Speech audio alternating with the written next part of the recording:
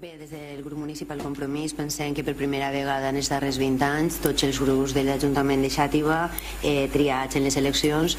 formen part d'aquesta Junta de Govern local, el que significa l'accés a la informació diària, l'accés al treball diari, l'accés als expedients. És una situació nova, novedosa i que creguem que identifica la nova manera de treballar del nou equip de govern, que és la transparència, la participació i l'accés a la informació. L'accés a la informació total i absoluta, situació que quan hem estat en l'oposició no ha estat possible. No sols és que no hem tingut accés,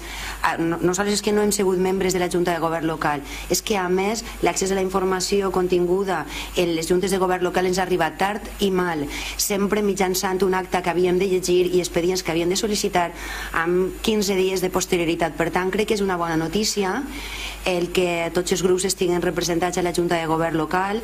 i és una bona notícia també el fet de que obrim a la participació i a l'accés a la informació no solament a tots els regidors que representem a la ciutadania de Xàtiva, a tots, sinó també que això es farà extensiu també a la resta de la ciutadania. És una nova manera de treballar, una nova manera de participar, una nova manera de fer política que considerem des de Compromís molt positiva.